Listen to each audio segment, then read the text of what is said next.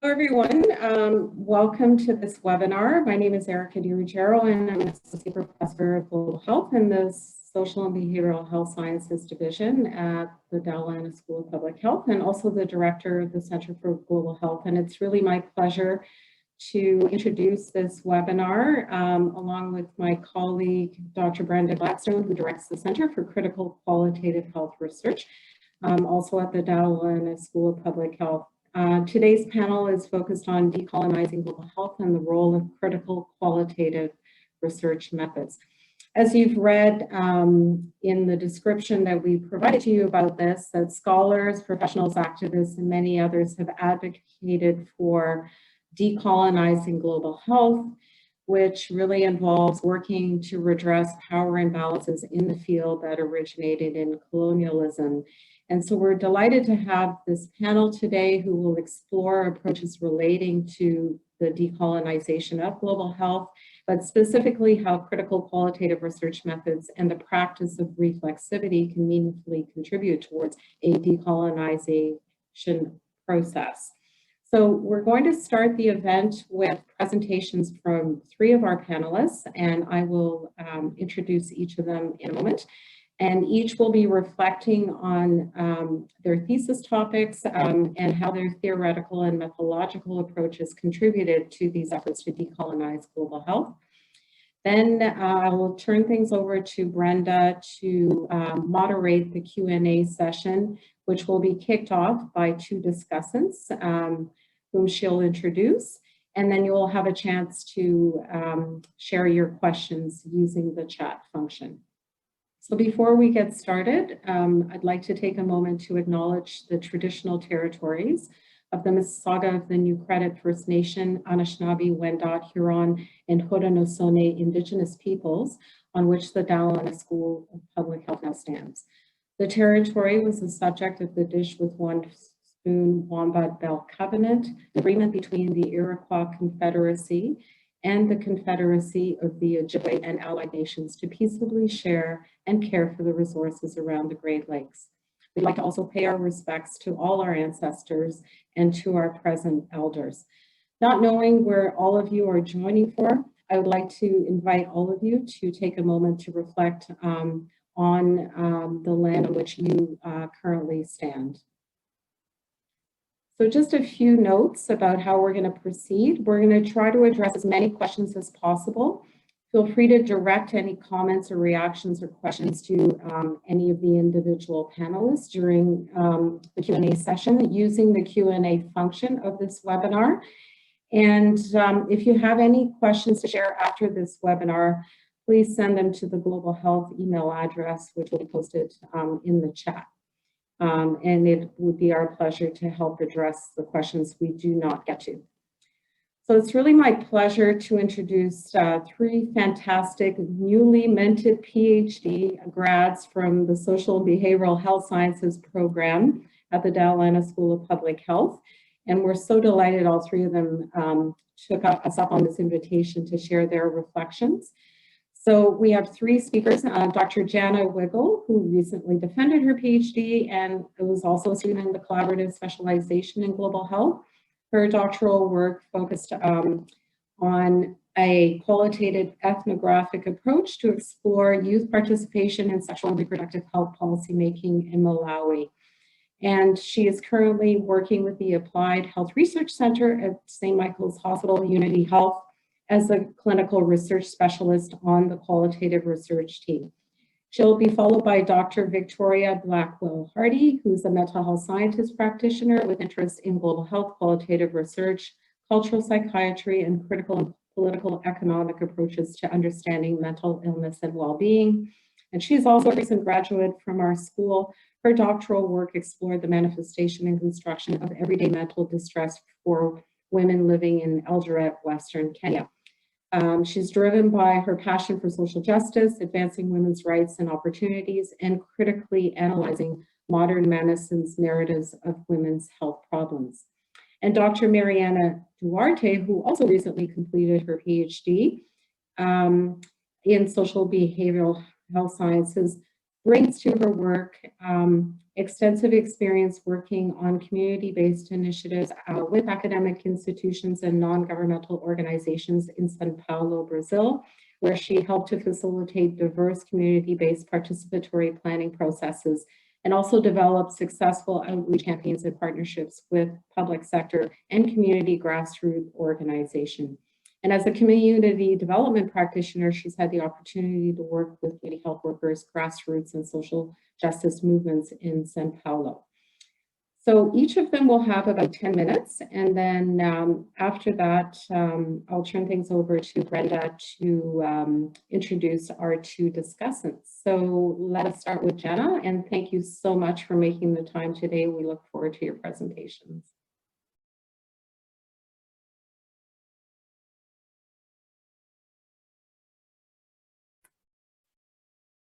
Great. Thank you very much. I'm excited to be part of this panel to discuss critical qualitative methods in decolonizing global health research and reflexivity in practice.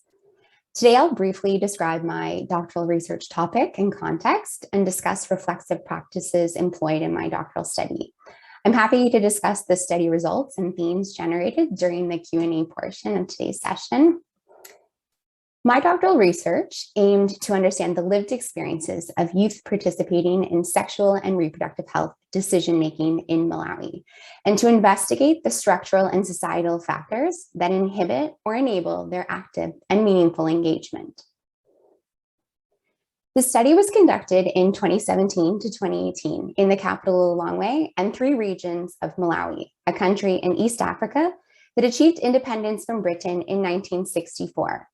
Experienced 3 decades of post-colonial authoritarian rule, and introduced multi-party democracy in 1994. It offers a compelling context for studying youth SRH participation, as young people aged 10 to 35 represent over 50% of the country's population. It has among the world's highest rates of youth fertility, which has actually increased since 2010. Ensuring young people's participation in decisions that affect their health and well-being has been increasingly recognized by the global health community as a key strategy to meet their diverse SRH needs. And young people's right to participate is grounded in international, regional, and national human rights commitments. In Malawi, youth participation is prioritized in national youth and SRH policies. And my doctoral study aimed to contribute knowledge on the status and everyday experiences of youth involvement in SRH decision-making. Practicing reflexivity throughout my doctoral study is an essential element of critical qualitative research and global health research in particular, in order to interrogate how my positionality, power, and privilege as a Canadian graduate student shaped my topic selection and the development of research questions, methodology, analysis, writing, and sharing of results. I'll briefly discuss some of the reflexive strategies that I employed, including my theoretical and methodological approaches, weighing my role as a researcher, embedding reflexivity as a daily practice, acknowledging that everything is data, and considering how youth and participants are represented in this work. Post-colonial feminist and different-centered citizenship theories informed all research stages and aimed to challenge gendered, racialized, adultist, and neo-colonial assumptions about the social and structural institutions that shape young people's SRH participation in Malawi. Both of these approaches promote and integrate reflexivity, as I critically considered my role and influence on generating, analyzing, interpreting, and representing young people's agency and lived experiences of SRH participation. Youth are recognized as active participants in SRH decision-making and within this research, and it exposes inequities and power relations encountered in their engagement. This was a qualitative study as I conducted a focused critical ethnography. Traditional or conventional ethnography has been criticized for its colonizing approach to knowledge generation and its lack of researcher reflexivity, whereas critical ethnography evolved as a methodology in response to these concerns. And it really underscores the importance of engaging in reflexivity to explore issues of privilege and difference. Data generation involved multiple methods, including document analysis, moderate participant observation of SRH policy meetings, focus groups with youth, interviews with an open-ended exercise with young people, and interviews with adult decision makers, as well as writing a reflexive fieldwork journal. I considered how my positionality, privilege, and power as an adult, white, cisgender, middle-class Canadian doctoral student inherently shaped power relations with participants, their representation, and the context in which knowledge is produced.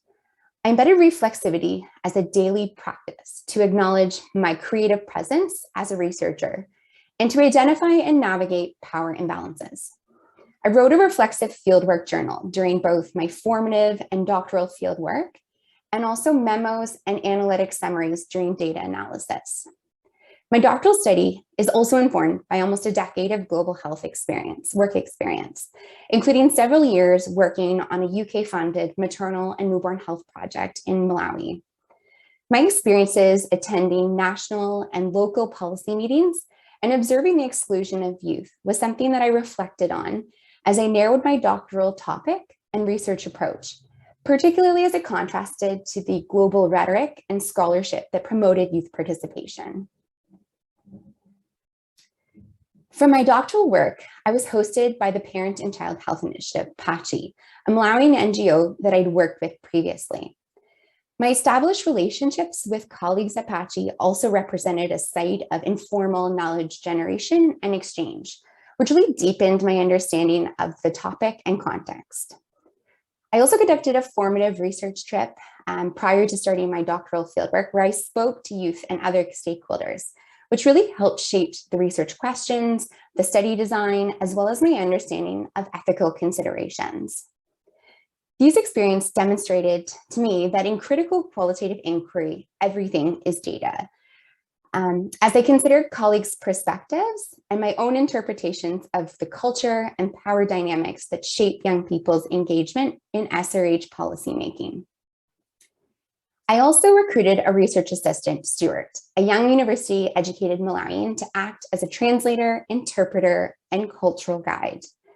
Throughout the 9 months of my fieldwork, we traveled long distances together and would discuss our initial interpretations, local and recent news and events.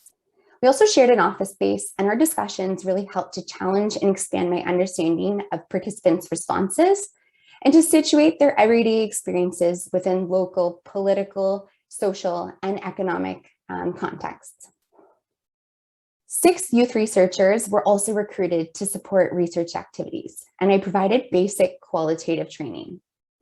As a team, we held peer debriefing sessions after each day of focus groups or interviews, which was a space for knowledge co-construction that really helped inform some of my early interpretations. Involving youth as researchers also aimed to generate knowledge that bridged our differences in age, gender, and/or race. As an adult researcher, I acknowledge that representing young people's voices in this study is not possible. It's subjective, co-constructed, and shaped by power relations between myself, team members, participants, as well as broader systemic forces. Ultimately, I was responsible for decisions on how youth and other participants were represented in this study.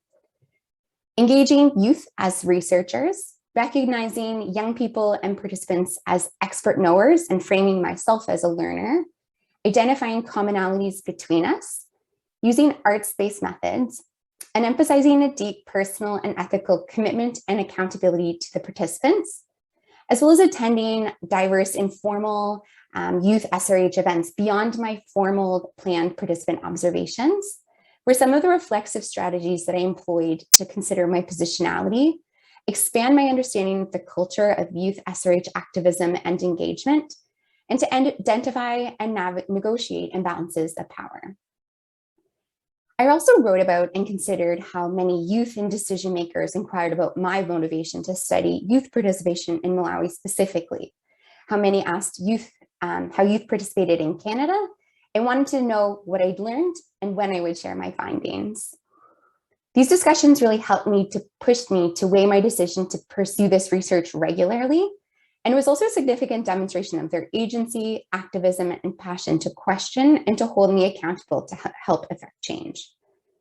It was important to share preliminary findings with all the participants at the conclusion of my fieldwork to avoid connecting parachute or extractive global health research. And I created and translated a policy brief for youth and participants. And I also went back to them a few months later and shared my first publication. Further knowledge translation and sharing of results in an appropriate format is something I'm pursuing with both Stuart and Patchy. And to wrap up, reflexivity, and it really extended beyond my fieldwork as I considered how the evolving global context shaped my writing and the interpretation of meaning generated in my doctoral study, including increased grassroots youth movements globally around issues like climate change, the COVID-19 pandemic, a renewed focus on anti-Black racism, and also ongoing calls to decolonize global health practices. Although these circumstances continued to unfold, they pushed me to learn more about decolonizing theories and methodologies and how I can more explicitly employ these in my work moving forward. My experiences demonstrate that reflexivity without moving from positionality to decoloniality represents a critical missed opportunity. And I believe that future global health research should advocate for and employ a decolonizing lens and methodology, which encompassing critical qualitative methods in order to challenge the colonial production and appropriation of knowledge.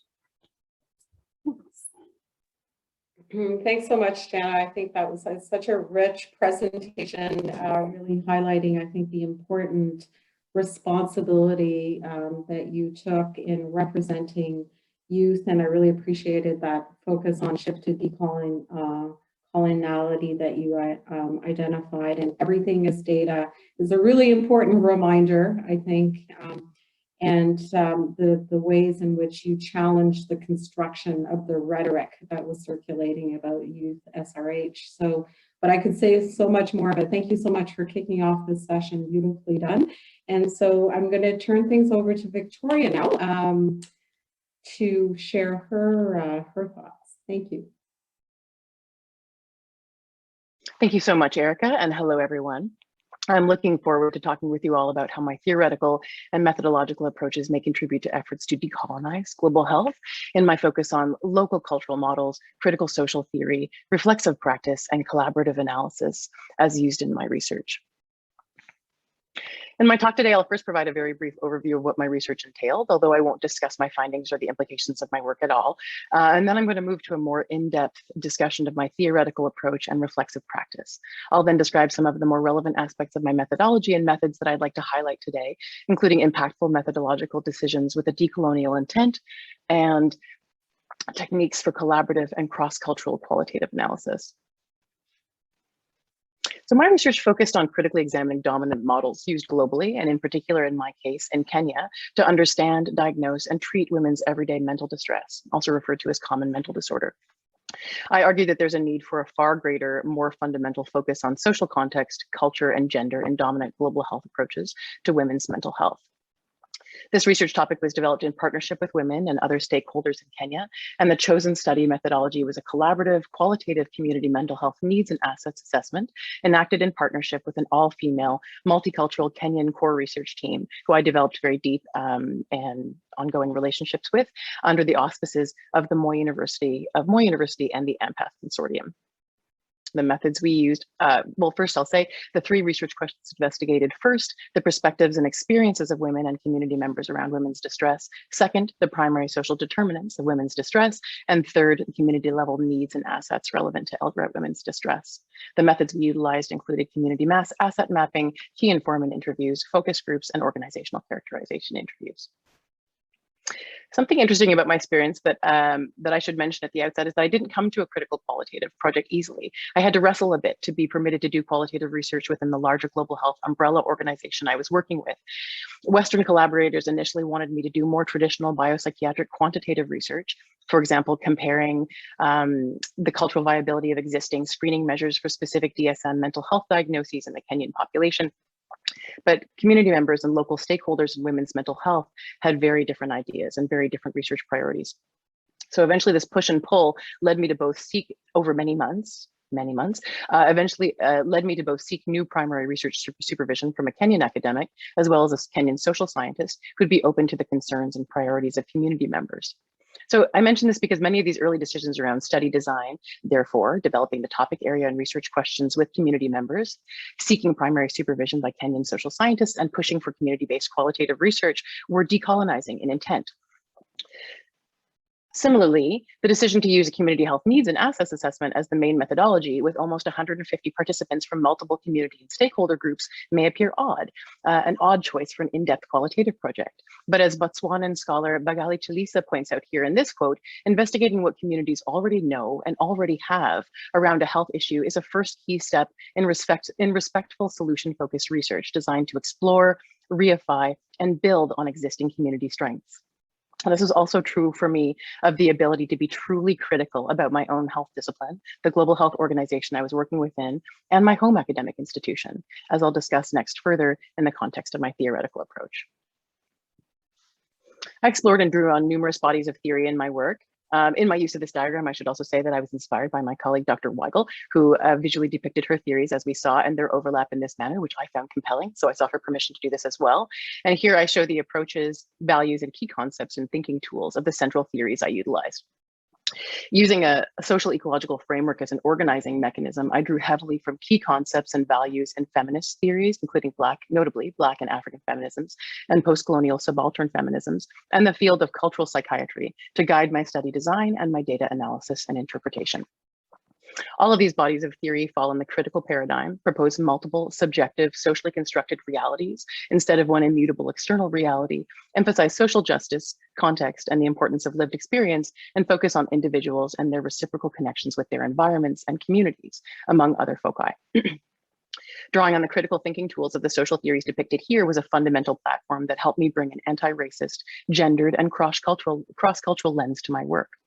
This theoretical grounding also allowed me to approach the entirety of my discipline and my topic area critically. Dominant biopsychiatric frameworks have been unsettled, for example, by post-colonial, feminist, and cultural psychiatric critiques of the racist and sexist history of psychiatry and Western cultural imperialism, many aspects of which still affect the mental health of Black women and women living in post-colonial contexts today. Over my doctoral training, social theory thus eventually situated me as a researcher more in the sphere of medical anthropology, pushing me away from biopsychiatry and Western diagnostic frameworks for mental health and towards social suffering characterized as distress rather than depression, and instead emphasizing local cultural models and the importance of taking them at face value. As a mental health scholar, this shift was a fundamental means of contributing to efforts to decolonize global health in my work. These theoretical groundings were enhanced by a strong personal reflexive practice. A key part of all phases of my research was my attention to the practice of reflexivity and my positionality as a researcher and its impacts on the research processes and outcomes. Drawing on an established post-colonial research concept of heightened political economic structural reflexive practice attuned to geopolitical temporalities, which in essence refers to problematizing my research situatedness vis-a-vis the timing of the research inquiry, I engaged my own identities, I engaged with my identities, analyzed and critically reflected on the mode of entry to the research setting and my access, and wrote and explicated key concerns of my feminist research practice. I spent a lot of time writing about reflexivity and positionality, in fact. I devoted ample space in my thesis to reflexive concerns, where I discussed issues of otherness, power, class, privilege, representation, voice, and language in relation to my work. For example, critical Black and subaltern feminists have raised the issue of how to speak for and about others without at the same time valorizing their experiences or claiming to represent these women politically, which I can't do and won't do. More recently, scholars have also challenged themselves to write with one's participant collaborators in qualitative research rather than about, in order to address concerns about essentialization, marginalization, and representation. Finally, I respectfully acknowledge the social complexity in my work, particularly around social constructions of race and their material effects that were inherent to the project as I was a Northern global health researcher working in Kenya, and I accepted responsibility for this research as it was originally conceived. In the words of Gayatri Chakrabarti Spivak, I humbly acknowledged my complicity in inequitable knowledge production in my dissertation, something I deeply wrestled with throughout. To highlight some additional methodologic decisions that had decolonial impact in my project and that resonated with my team, I'd also like to flag my and our choices to, first, generate the qualitative data collaboratively in a multicultural team. And in fact, remove me from much of the data generation process entirely. Following the direction of Kenyan colleagues and post-colonial theory, the majority of the data generation was actually done by Kenyan women alone, without the presence of white outsiders to impinge on the safety of spaces for Black women to speak freely with each other about their lives and their mental health. Second, I flagged the choice to gain a deep understanding of the historical, political, and economic context of my health area and discipline vis-a-vis global health. I have Dr. Anne-Emmanuelle Byrne to thank for that foci. Third, to employ something I've simply called taking the time, if you can afford that luxury, and by which I mean doing careful, slow, deep work that may take years or may take the time. The doctoral work, in my case, was the perfect place to spend that time. So just one example of this, for example, is attending to linguistic concerns and linguistic sovereignty, for instance, i.e. the respect of people and their languages and the power of language. Participants in this study, for example, were encouraged to speak in whatever local language they choose, which meant we ended up with data in 5 languages and conversations that dynamically traversed back and forth between one language to another throughout talk. Transcription and translation alone in this project were 2 distinct steps that took almost a year and a half, requiring a team of 4 women in Eldoret and a Kiswahili linguistic consult with a scholar based at U of T, Dr. Oswald Almasi, who I'm grateful to. So careful attention to language was time consuming, but was integral in the project. And fourth, we employed collaborative data analysis and interpretation, which I thought would be interesting to briefly shine a spotlight on today. Now, collaboration in cross-cultural teams and with communities in the work of meaning making and data analysis and interpretation is an underdeveloped but vital tool open to us as qualitative researchers and global health practitioners interested in decolonization and Indigenous research methodologies. By collaborative analysis, I mean analytic and interpretive processes in which there's joint focus and dialogue among 2 or more researchers regarding a shared body of data to eventually produce an agreed upon interpretation. These researchers can differ along any of a number of dimensions of difference. For example, in terms of cultural backgrounds, levels of privilege, disciplines, layperson versus academic, or methodological approaches, et cetera, et cetera. It's also the explicit focus and analytic reflection on intersubjectivity while engaging in joint analyses that can powerfully enhance the quality and conceptual boundaries of data interpretation. In the course of my work, I reviewed some of the existing ways that collaborative analysis has been operationalized methodologically in qualitative research, and I highlight a number of these techniques here on this slide. 2 techniques I used in my project were case analysis meetings, where data is largely translated into English and coded by English researchers with the aid of multiple in-depth cross-cultural analytic meetings that occur in the country of focus over the process, and the joint development and revision of coding schemas with an interest in comparing insider-outsider perspectives and minimizing risks of ethnocentricity. The exact details of how we did this on this rather cumbersome slide requires more detail than I have time for today, but I'm happy to share our analytic plan with anyone who contacts me afterwards. This provides more detail on the 2 approaches I just mentioned. I'll also say that doing fulsomely or completely collaborative work was sometimes a struggle for a student project such as mine for a variety of pragmatic, resource-based, and personal reasons, especially as the analysis and write-up went on over many years, but was an integral, fundamental step, I feel, in the meaning-making process. Thank you. So to conclude, I thought I might add that my dissertation research is in some ways an interesting example of research that's decolonizing in its approach to global health work, because I started my program a decade ago when I didn't have a firm grounding in social theory or a clear understanding of what it meant to do decolonial health research. I first came to public health and the collaborative program in global health at U of T as a biomedically oriented mental health practitioner with a background in cognitive neuroscience and clinical psychology. But in the intervening years, I've changed a lot as a researcher as I learned about the political economy of health and critical social theory and mental health specifically, and in my experiences over my 2 years in Kenya. At the same time, of course, our social milieu has also been changing dramatically, bringing anti-racist, Indigenous, and post-colonial concerns to the forefront of discourse in recent years. I mention this only to say that you don't have to necessarily consider yourself a strong post-colonial scholar from the outset. You can start now and do respectful, ethical, and collaborative research with decolonial intent, and you can become a strong post-colonial scholar in the course of this journey. So I'd like to say thank you to all of you, as well as express my gratitude to the people who were part of the research and who helped make the project possible, notably my research colleagues in Kenya, the participants in this study, and my dissertation supervisory committee. If you'd like more information or any of the references I've mentioned today, please feel free to contact me at my email there. Thank you so much. Wow, that was terrific, Victoria, and I really appreciated your honesty and humility about the transformation that you went through throughout your dissertation. And I mean, there were many things that resonated with me, but one of the points I would highlight is this wrestling to put a critical qualitative research project in place and against some of the dominant biopsychiatric approaches to what kind of research you were being asked to do, and your very careful attention to reflexivity and issues of power of voice, language, and otherness, and really very deep thought around the qualitative collaborative data collection and analytic process. So thank you so much for sharing your insights, and look forward to the question period. I'm sure you've generated a lot of interest there.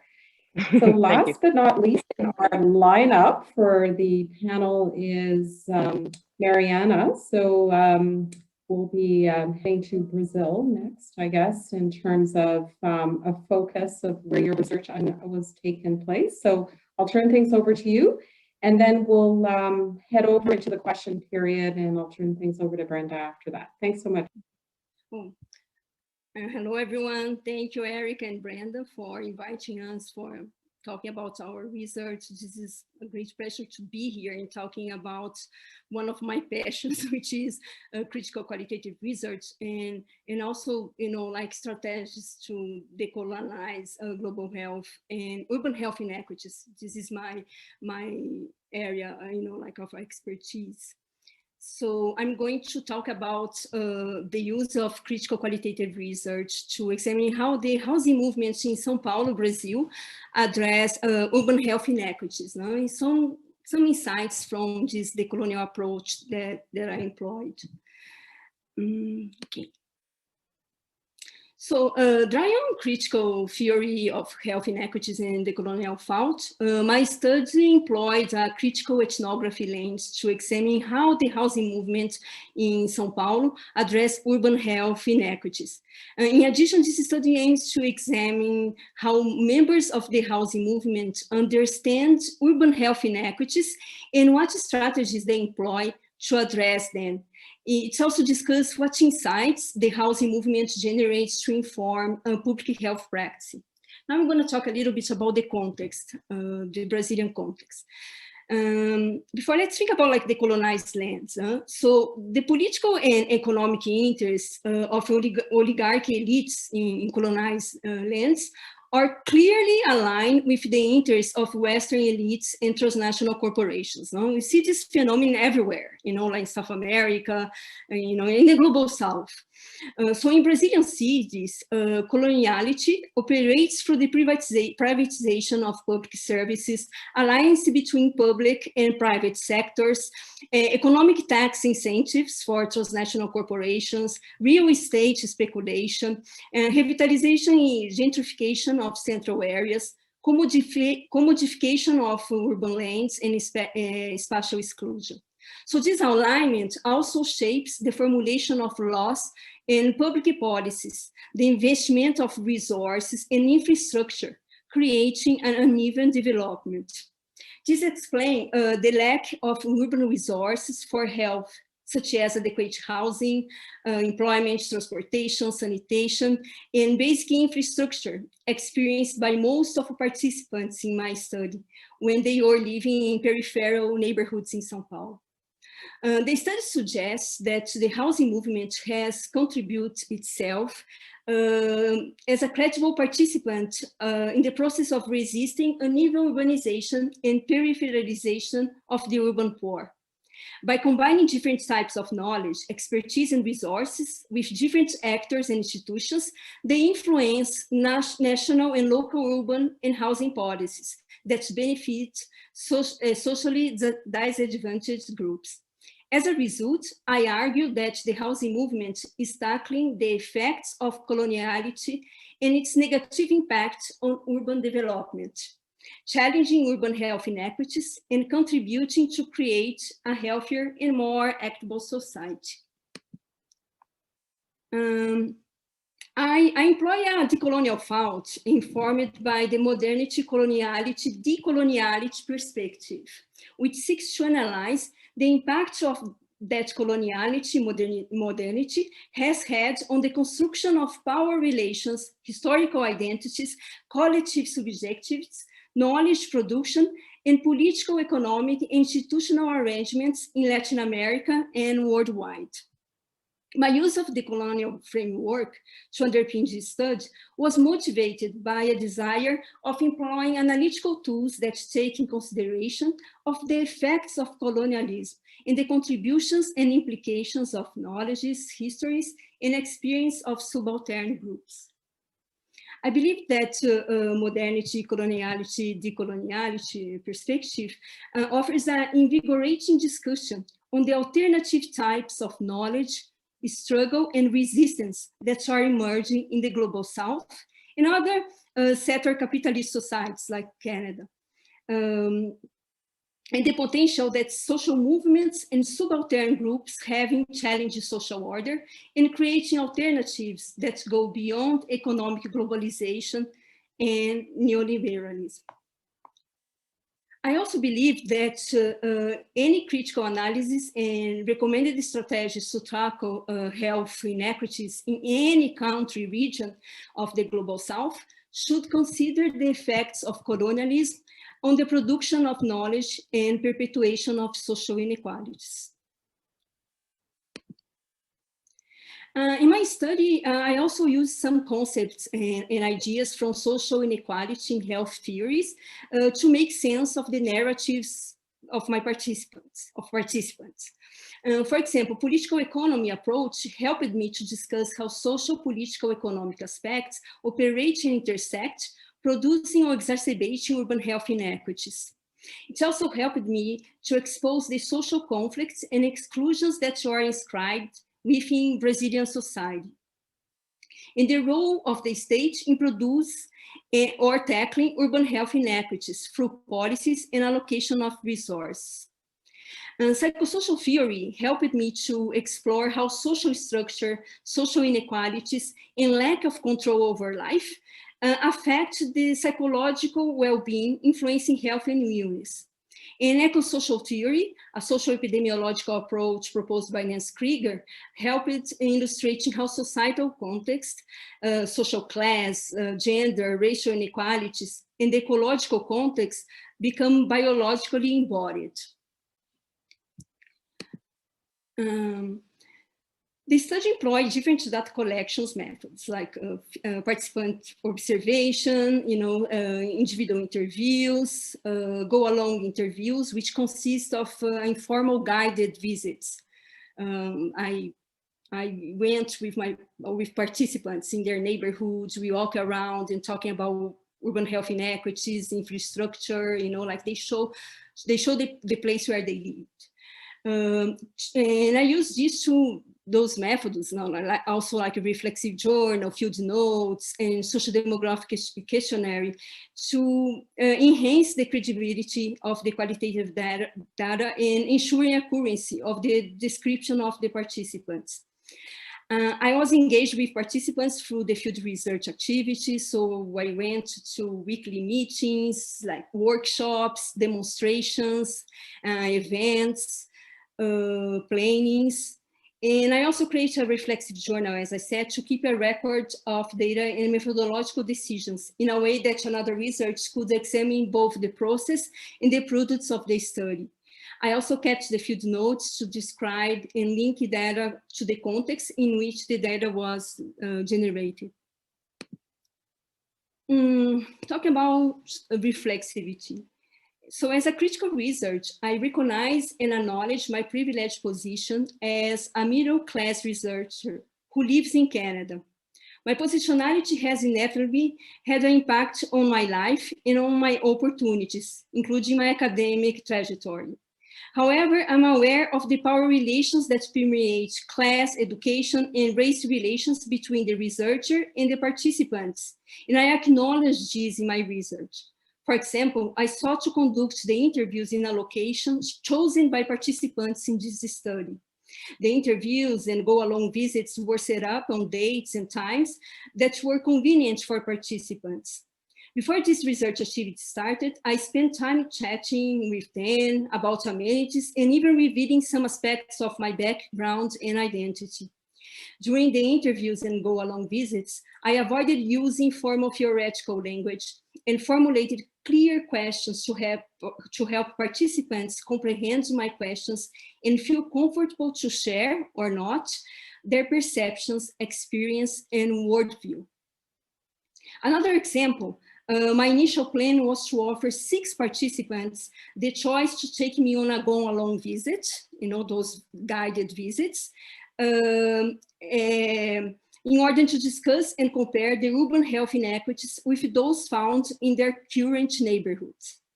So the idea was going to their previous neighborhood so they could show me how was the place where they lived and then compare with the neighborhoods that they are living now. As my interviews evolved, I realized that my initial plan would not be feasible because this would put some participants at risk in this space due to past experience of trauma, social and economic hardships, physical abuse, or even death threat. So thus I changed my strategy and decided to employ 6 go-alongs interview in their present neighborhoods with 6 participants. So as a critical qualitative researcher, I value voice from the margins and seek to address inequities in access to knowledge and urban resources for health. In this sense, I do not wish to speak for my participants, but I'm committed to sharing their knowledge, experience, and stories with the intent of contributing as an ally in their struggle. In this study, I explore the knowledge and experience gained from the housing movement, including its struggle against social justice, urban inequities, such as deprivation of housing, health education, employment, public transportation, and infrastructure. With this study, I sought to contribute to the decolonization of knowledge and research on global health and urban health inequities. In order to do so, I follow principles shared by scholars committed to the decolonization of knowledge, social justice, solidarity, emancipation, and social change. In this study, I sought to share cross-cultural perceptions, experience, and knowledge between Western and non-Western researchers. I was considerate of the epistemic force of local stories in thinking through the practice of subaltern groups. I validated and incorporated perceptions, experience, and knowledge of those on the margins. I provide a contextualized knowledge that highlights the intersections between capitalism, internal colonialism, and urbanization process, and how they perpetuate social injustice and urban health inequities. I acknowledge the existing power relations between research and participants and reflect on my positionality and my own power and privilege, choosing methods of data collection and analysis that were sensitive, respectful, socially and ethically responsible. Next slide. I believe that critical qualitative research methods can contribute towards the decolonization of global health and urban health inequities research by, for example, illustrating the political, historical, economic, and social context in which urban health inequities are produced, analyzing the change balances of social forces, power relations, and political institutional arrangements that produce and reinforce health inequities, exposing the social conflicts, exclusions, and injustice that are inscribed within capitalist and pseudo-capitalist societies, and highlighting the social mobilization, individual and collective claims, and individual and collective actions that emerge from the struggle of individuals and social groups against social exclusion and urban inequities. By engaging in the process of reflexivity, global health research can reflect on their positionalities and their own powers and privilege. The process of reflexivity also influences the choices of methods and data generation and analysis that are sensitive, respectful, and socially and ethically responsible. Okay, so this is my reference, and thank you. Thank you so much, Mariana, and really appreciated your thoughtful account of the struggle for urban resources through that critical interrogation of the housing movement in São Paulo. And I think as your presentation and the others have illustrated, that important set of decisions around combining appropriate theoretical perspectives, in your case, political economy of health, coupled with psychosocial and eco-social theories, along with data generation methods and the mix of that, and positionality and reflexivity to ensure that you value the voices from the margin and have explicit recognition of power relations, I think came through really nicely in your presentation. So thank you so much for sharing your perspectives. So Brenda, I will turn things over to you to take us through the next part of.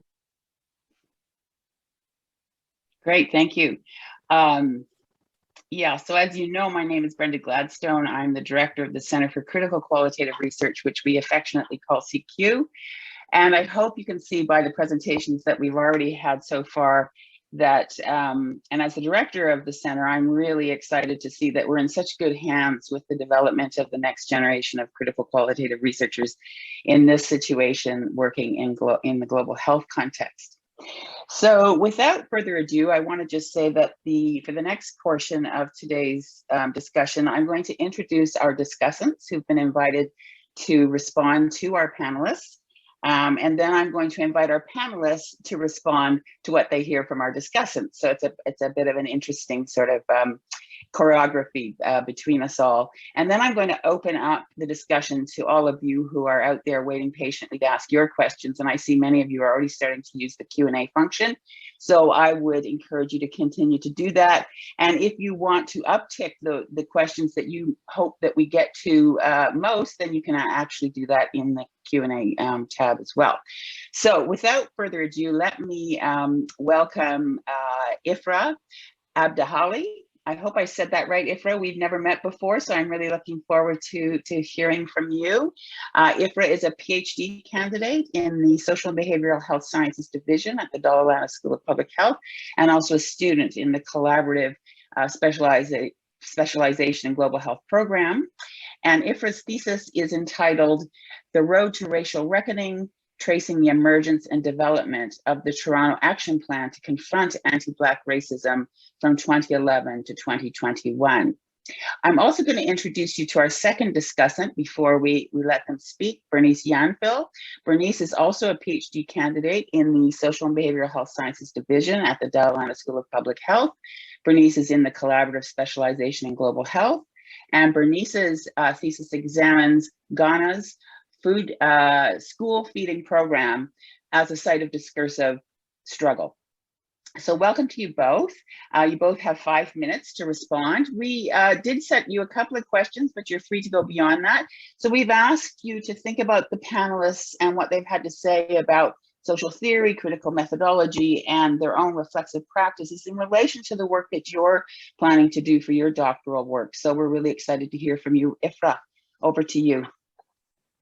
Great, thank you, Brenda, and thank you, Erica, for the invitation, and for the panelists, Victoria, Mariana, and Jana, for sharing your insights from your important work. I want to begin by maybe pulling on a thread of something that Victoria said. So you mentioned engaging your identity. So for my doctoral dissertation, I'm looking at the emergence of Toronto's action plan to confront anti-Black racism between 2011 and 2021. And for myself, as a Canadian of Black African descent, we know that the Black experience is not universal. So even as I begin to, in the early phases of my research, I'm thinking very deeply about myself as an outsider, and both as an outsider and as an insider. So studying a phenomenon that impacts me personally, that I live with in my everyday experiences, but in a community setting that I'm not necessarily a member of. Yes, I live in Toronto, but I didn't grow up in Toronto. I grew up in Ottawa. And there's a long history and advocacy of advocating for addressing anti-Black racism in the city of Toronto. So I come into this research being mindful that I want to hold those stories and I want to represent them for what they are.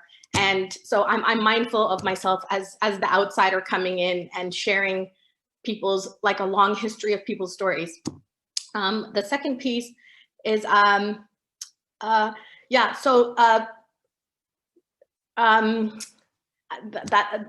I think very deeply about those two pieces, and what the policy space also has to, what I can also bring to the policy space. So for myself right now, I work for the Public Health Agency as a policymaker, and I have for a number of years.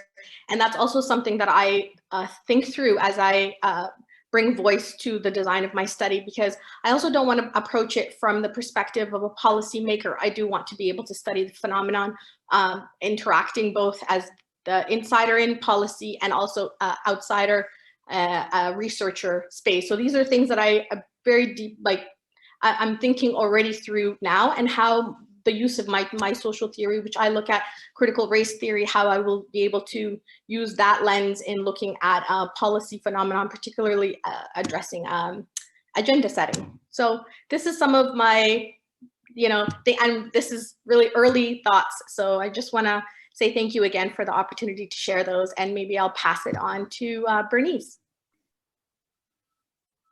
Thank you, Ifra. Thank you very much. Fantastic.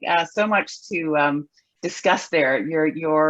Your analysis of insider outsider, both in terms of how you have experienced that in terms of your position just in the everyday world and how you're thinking about that in your work right now, but also these roles of policy versus researcher. I think that's really interesting, and a lot of our students would be struggling around some of those same issues. So thank you for that, and I look forward to more discussion. Thanks, Ifra. So Bernice, over to you now for your thoughts on what we've asked you to discuss, and we look forward to hearing from you. Great, wonderful.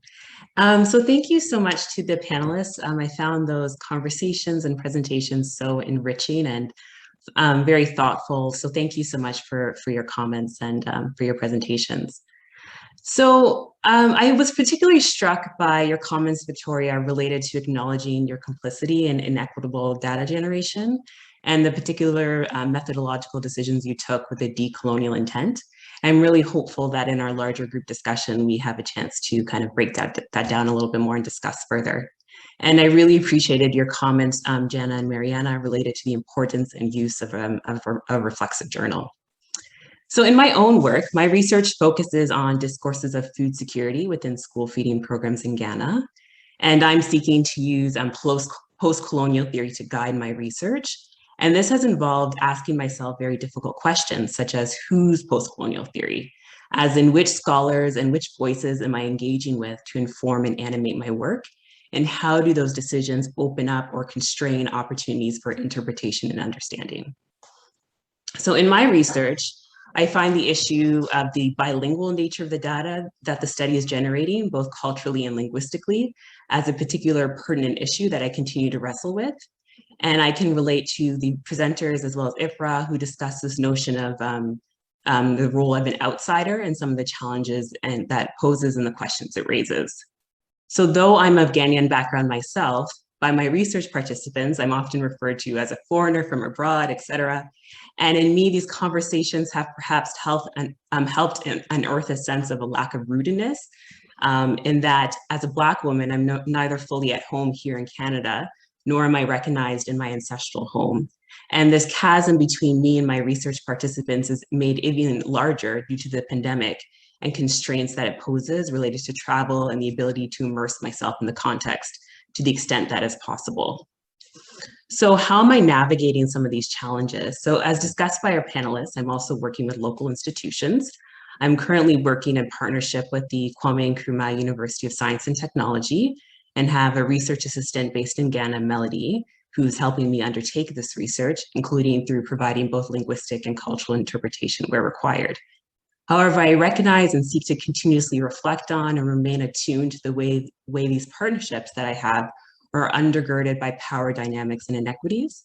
And the fieldwork journal, as discussed by the panelists, has also played an integral role in my own research. So what does decolonizing global health mean in the context of my research? If I'm completely honest, it's something that I continue to wrestle with, and I'm not quite sure what that looks like. As Chisomo Kalinga writes, I think it's important for us to ask questions about who is this work of decolonization for? Is it for the colonizer or the colonized?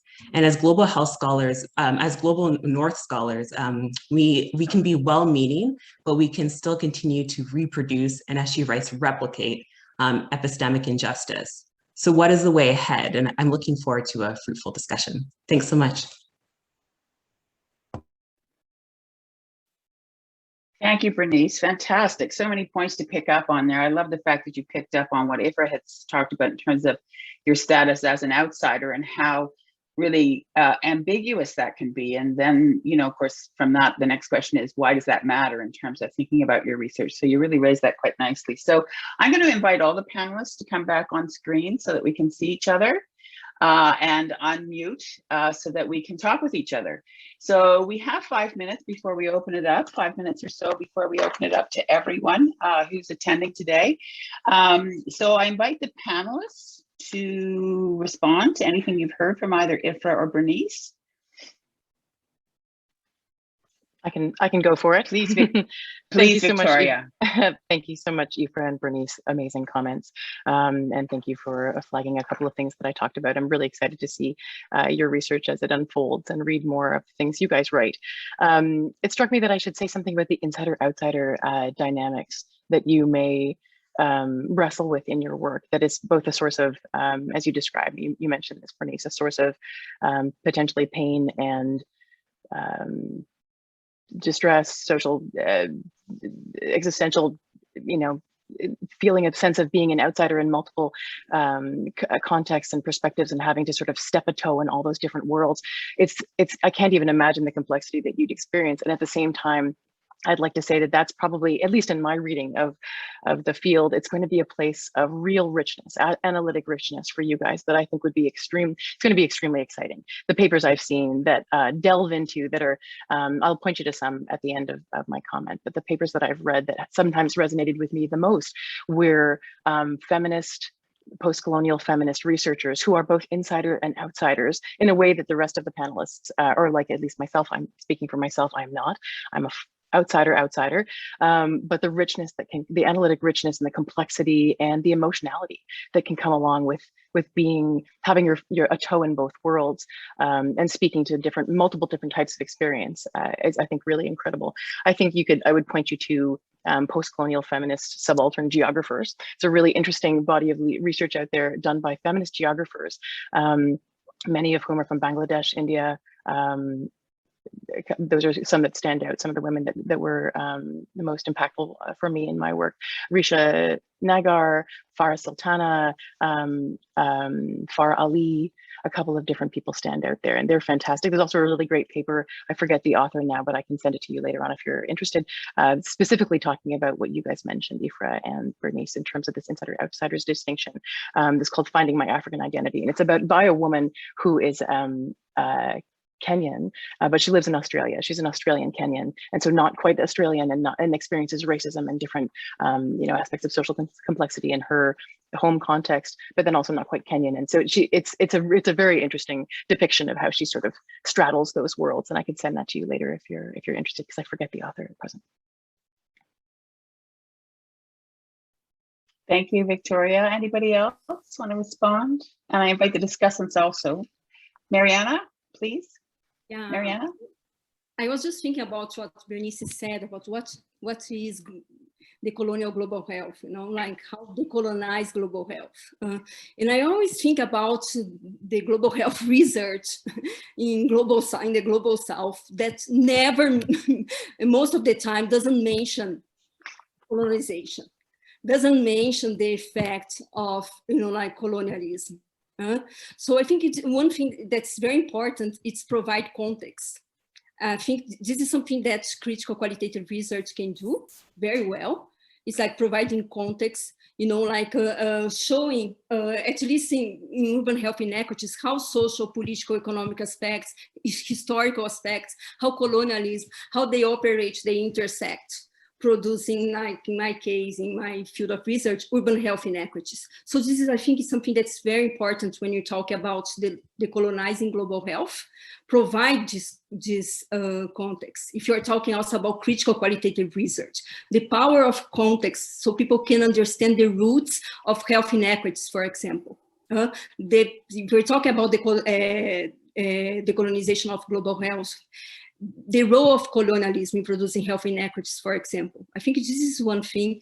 Another one is also, and this is the power of like critical qualitative research, is like highlight, like the social forces, the unbalancing social force, the response that subaltern groups or marginalized individuals, their response to this imbalance, like force the power relations, like in the global south, in their countries, their strategies. I also think that I always have this empty vase when you're talking about global south, like the tendency to show like a deficit image of global south.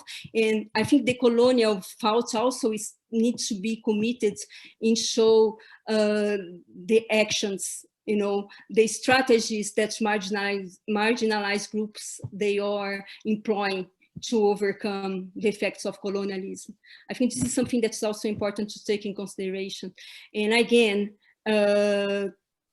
highlight the knowledge that's produced in the global south, highlight the knowledge that's produced by non-Western researchers, because we tend to concentrate always in North America or in Europe, in the global north. So I think this is also something that as researchers that study the global south, I think we can also be more aware of this, the knowledge that's produced in the global south, not only seeing this deficit approach that we see often in global health research, right? So I think this is my thoughts about decolonizing. What's a decolonial thought in global health? Thanks, Mariana. We have time for one more response before we open up to everybody who's here today. Anybody?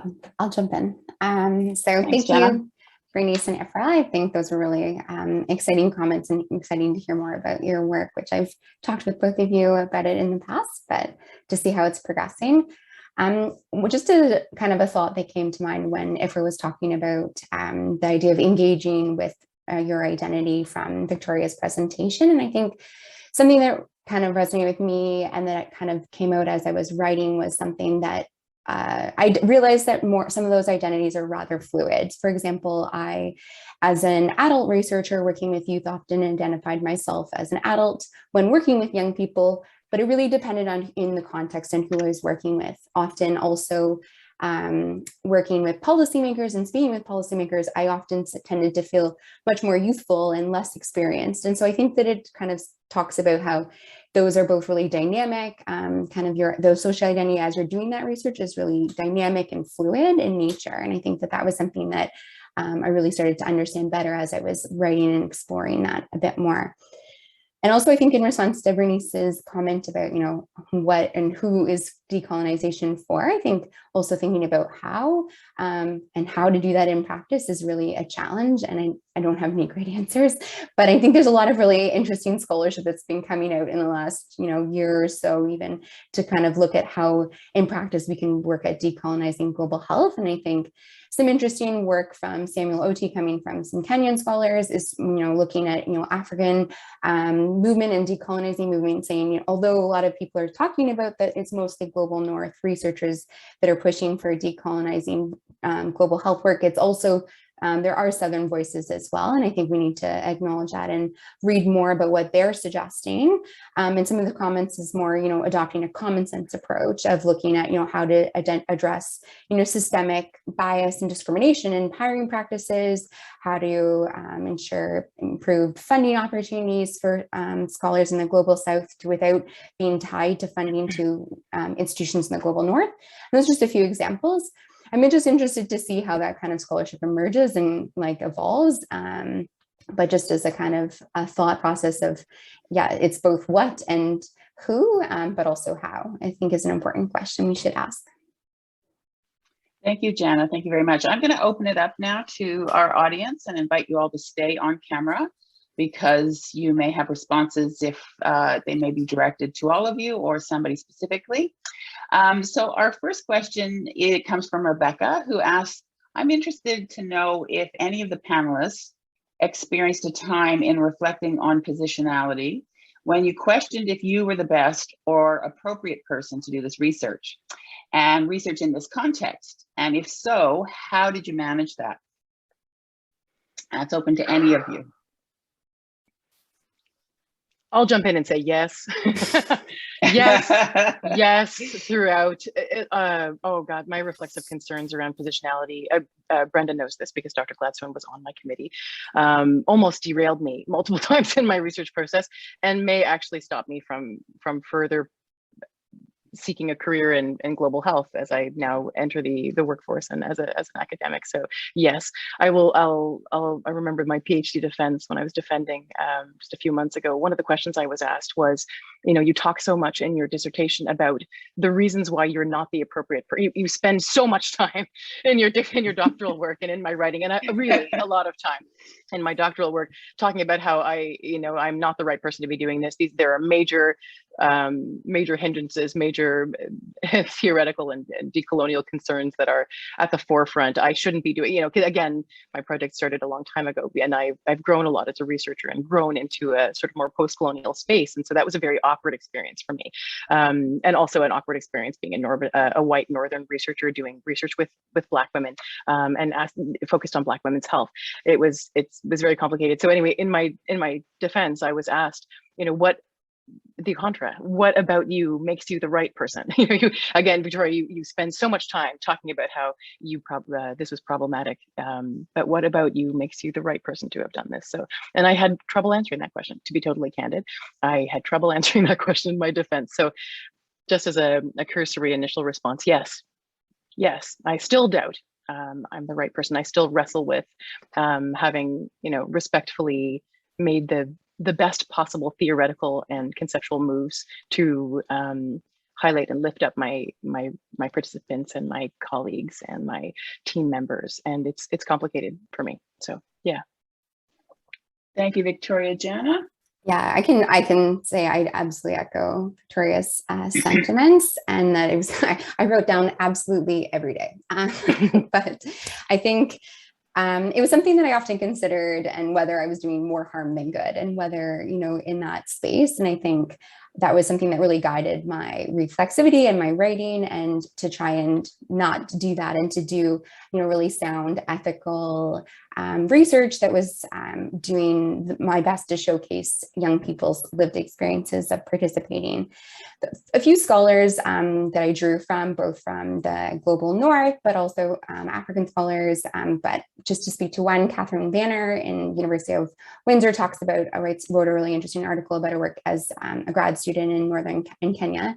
And she discussed, just because you have those challenges doesn't mean that you're just by ignoring it and not addressing helping to address some of the social inequities might actually also be perpetuating those challenges. So just as a comment to say that I don't think it's entirely inappropriate to engage in global health work, but I think it needs to be definitely revisited. And it's something which has made me really reevaluate whether that's the right path for me moving forward, and whether it's an appropriate career trajectory. I'm taking time away from it. So it's absolutely something I'm, really critically considering.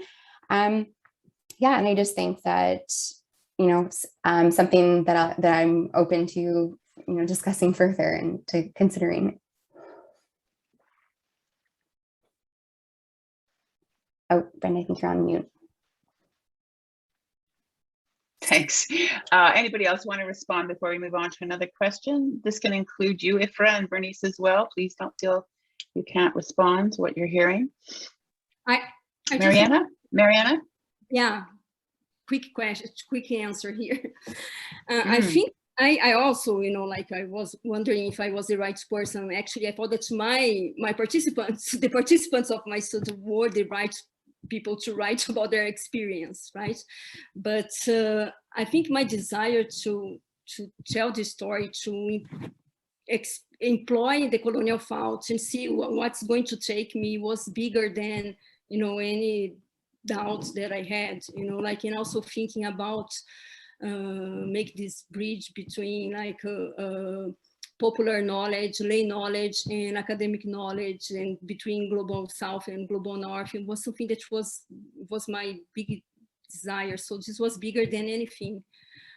So yeah, of course I had the same feeling that Victoria had or Jana had, but I think the desire to embark, navigate in this, approach was bigger than everything. Yeah. there are a lot of things to refine, I think, but not too much people are doing this now. So I think it's a new field, it's a new approach that we are navigating and trying to find answers and questions for, Thank you, Mariana.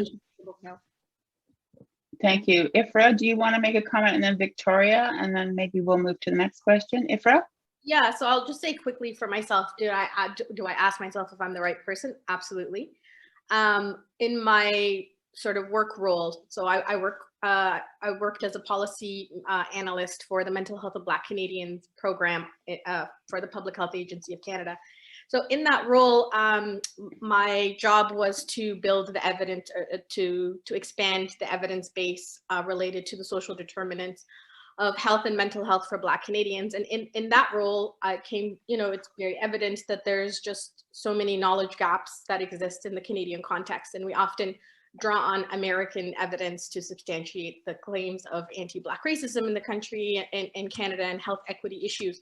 So while I do ask myself, am I the right person to be doing this? At the same time, I also think, in that sort of, I don't know who said it, but that kind of famous saying, like, if not me, who, and if not now, when? That's kind of what I've been keeping as a comfort. Like, okay, I mean, it has to be done. And really, I focus a lot. I was really interested, Erica, as my supervisor knows, I'm really interested in the emergence, because I also feel like we don't have, like, there's so many knowledge gaps that I in my first sort of offering as an academic, I wanted to start from sort of looking at, tracing kind of a historical, like, well, how did we get here? I know, anti-Black racism and racial inequality is a topical issue now, but there have been people who've been advocating for this in the city for a very long time. So I also didn't want to start the conversation from 2021. I did want to bring those voices into the research and have that mapped out. So thank you for the question. Thanks, Ifra. Thanks, Ifra. Victoria, did you want to say something? Yeah, just a quick follow-up. Thank you so much, Brenda. I wanted to say that something that made me feel comfortable when I was struggling with these kinds of issues in my own work was just one small thing. I want to highlight the Botswanan scholar I talked about before I mentioned my talk. Her name is Bagali Tulisa. She has a great textbook, if anyone's interested. The textbook's called Indigenous Research Methodologies, and I found it very approachable and really wonderful. So she advocates that both Indigenous and non-Indigenous researchers reflect on their work, and she asks us to place ourselves on an Indigenous research continuum scale, ranging from methodologies that are least to most decolonizing. But what she does that I found was really interesting in her text is offers researchers 13 critical reflective questions that researchers can ask themselves. And these include questions around the project's paradigm, the project's intent, the social relevance of the work to Indigenous participants, the stance taken against academic and/or disciplinary imperialism, which we've talked a lot about today, which local perspectives or Indigenous frameworks or methods may have been utilized in the project or in your research, the degree to which the research contributes towards the restoration of historically disparate Indigenous knowledge and culture, and all kinds of other points of interest. So I just thought I'd mention that to you guys, because it was a source of utility at some points in my work when I was struggling with how to reflect on and analyze being the right person, doing the best possible work at this moment in time, that issue. Thanks, Victoria. That's fantastic. And it provides really a series of reflexive questions that one can ask, really, as you listed them out. And so we'll provide those references to people, because I think it'll be really helpful to all of us, whether we're doing global health work or not, So to move on to another question, this is from Caroline. I wonder if panelists have reflected on their use of pictures of communities they're working with in their presentations and/or research. I started staying away from that practice after reflecting on its potential harms and getting feedback on how it can reinforce victimhood. So, for example, pictures of persons living in poverty, create a white savior narrative, especially when I was in the picture, and how ultimately there's no way to get real consent for these pictures given the power that they exert. So that's open to anybody who'd like to comment on the use of pictures in their work, either in terms of research and/or representing the work that they've done. I could start very, very briefly because I do incorporate a few photographs in my work. Thank you so much for the question. It's a great question, and I completely agree. I try to shy away from, and I took a lot of photographs, obviously, when I lived in Kenya, because also it was sort of part of a reflexive methodology. I didn't talk about my methods for reflexivity very much in this presentation, but I'm also an arts person or an artist in a past life. So I drew, I wrote, I photographed, I, engaged multiple different dimensions in exploring this issue. I try not to, I've become careful, I suppose, with regard to my use of photographs over time. I don't tend to put myself in the pictures, but I think that's also okay. You see one picture where I sort of depict myself as the insider, outsider, the observer, and that was done deliberately. But at the same time, all the photographs I use in my presentations, I've explicitly asked for those individuals' consent, and they have given their consent. But I agree about the transformative and powerful narratives that dovetail with a white savior narrative, et cetera, these complicated north-south dynamics that can be borne out in visually in these kinds of experiences, especially given global health. The tendency for photographs to have been used in various campaigns, like critical anthropology and medical anthropology has done lots of analytic work exploring the way that we represent, research to others or impoverished others, as white saviors, and it's very complicated. It's a very good point. Thanks, Victoria. Anybody else? Jana? Yeah, I can jump in. So I agree, and I've been reflecting on the same myself. And at the same, on the other hand, when preparing my doctoral defense presentation, included a lot of landscape photos, and was also told that that was colonizing and that was also problematic. So I think there's perhaps no right answer to any of those, including photos, to give some kind of context. I also had permission from the organizers, so while probably not individual youth in some of the larger spaces tried to ensure that their faces and whatnot were not included, but I agree, it's very challenging and something to consider. I think also the selection of photos is really important, and trying to show those photos which actually challenge some of those narratives of poverty and victims, I think is really important as well, particularly from a post-colonial perspective. So in choosing photos, I was trying to show photos of young people really being actively engaged and participating in some of those events, to show that it's not just apathy, and that youth really are engaged as active participants. Thanks, Jana. Okay, I'm going to jump to a question here. It's a bit lengthy because it's quite thoughtful, and so just bear with me while I read this out. This is from Blake. Thank you for a marvelous series of presentations that profile outstanding doctoral research. I second that. And in particular, modeling what it means to take reflexivity and decolonization seriously in critical qualitative global health research. I'm interested in how today's speakers address a contradiction inherent in the calls for honoring the lived experience of marginalized groups that one hears with increasing frequency in qualitative research, that situated actors themselves have been powerfully shaped by colonial systems of knowledge production and dominant hegemonies. Paulo Freire wrote passionately about this, and he advocated for a kind of co-production of knowledge that pushed researchers and participants to question the taken for granted. And even that is far from straightforward in application, as he himself discovered when trying to export this work beyond Brazil. So the question really is, I think that, we call for lived experience. We talk often in qualitative research about the voice of the participant being so important and central to what we do. And yet people are as subject to the kinds of colonial powers that we've talked about as we ourselves are as researchers. So how do you negotiate that? How do you negotiate that in the kind of work you're doing? Anybody?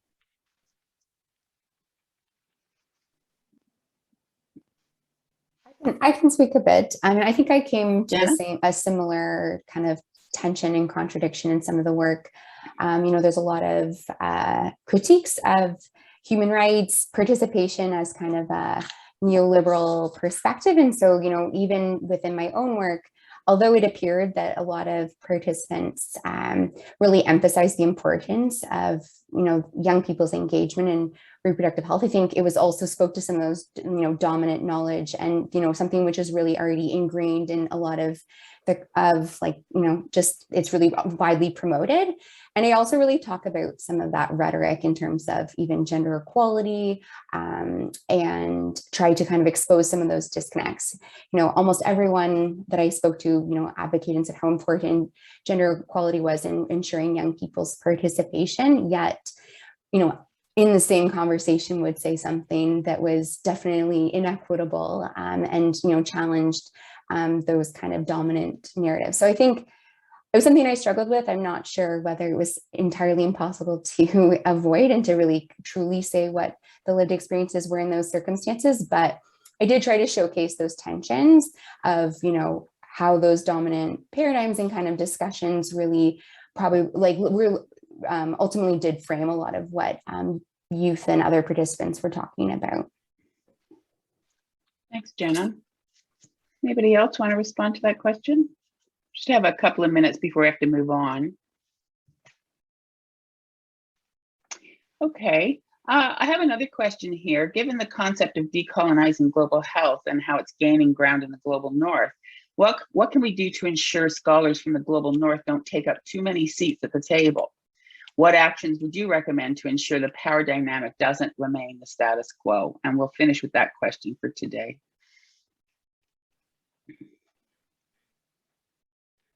Well, that's a great question.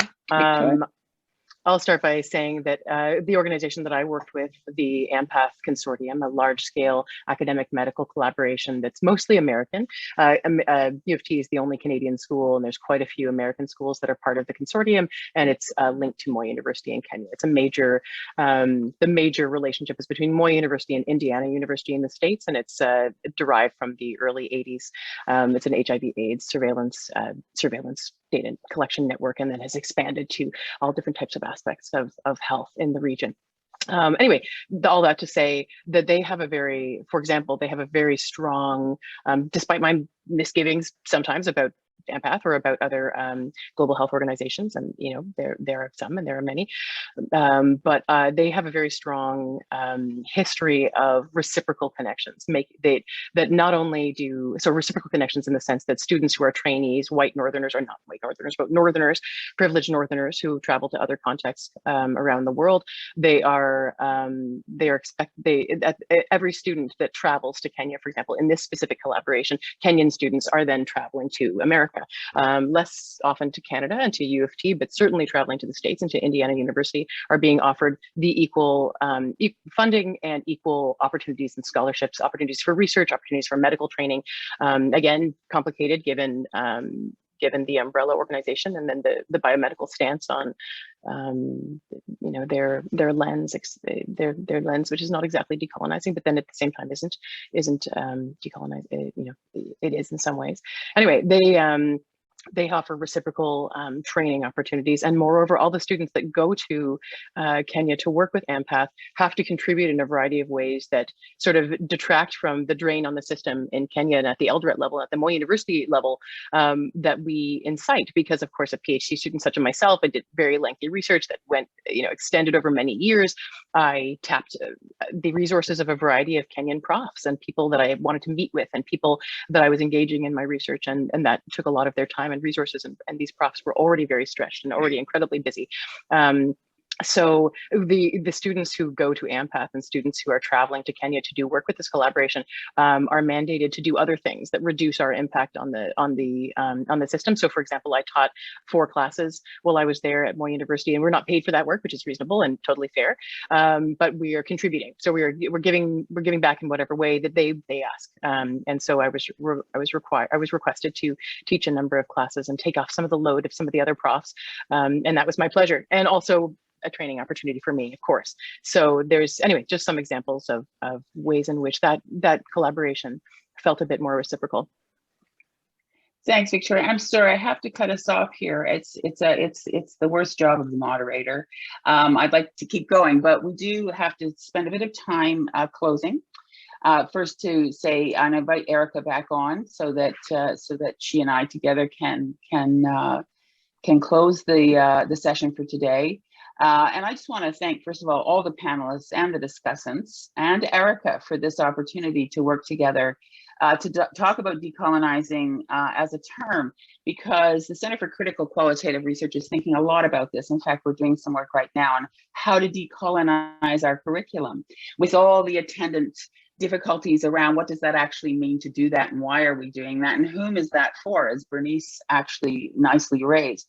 But one of the things that I learned by being part of a collaboration like this with Erica and with all the people at the Center for Global Health is that I, as a critical qualitative researcher who does not do global health work, can learn a heck of a lot about methodology, reflexivity, positionality, and ultimately this question about knowledge and knowledge production, power relations, by being in a different sort of disciplinary context. And that's something that I teach my students all the time. So thank you for all of that. And it really was a delightful and wonderful session to be part of. Erica?